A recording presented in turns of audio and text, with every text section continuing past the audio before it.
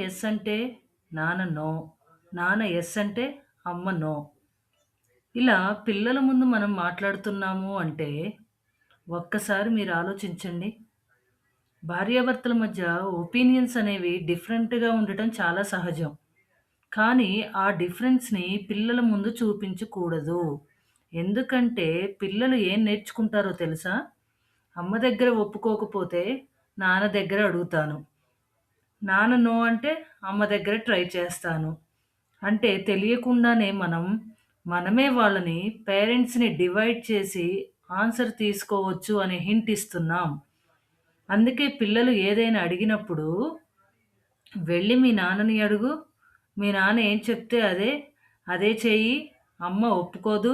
నేను చేయను" అని చెప్పడం కంటే, "సరే నేను నాన్నతో మాట్లాడి నీకు చెప్తాను. లేదా నేను అమ్మతో డిస్కస్ చేసి నీకు ఆన్సర్ చెప్తాను" అని చెప్పండి. ఇది చాలా చిన్న మాటలా అనిపిస్తుంది కానీ, పిల్లలపై దీని ఇంపాక్ట్ చాలా పెద్దగా కనిపిస్తుందండి. వాళ్ళలో రెస్పెక్ట్ పెరుగుతుంది.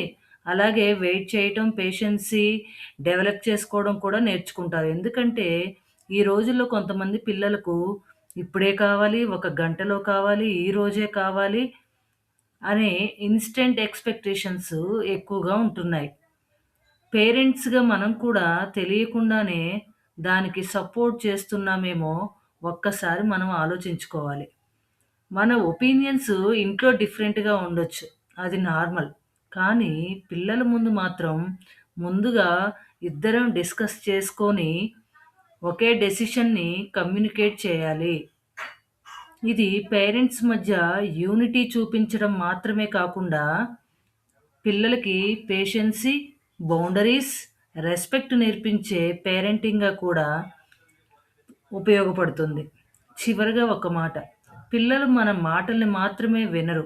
మన ఇద్దరి మధ్య ఉన్న రిలేషన్‌షిప్ ప్యాటర్న్‌ని కూడా అబ్జర్వ్ చేస్తారు.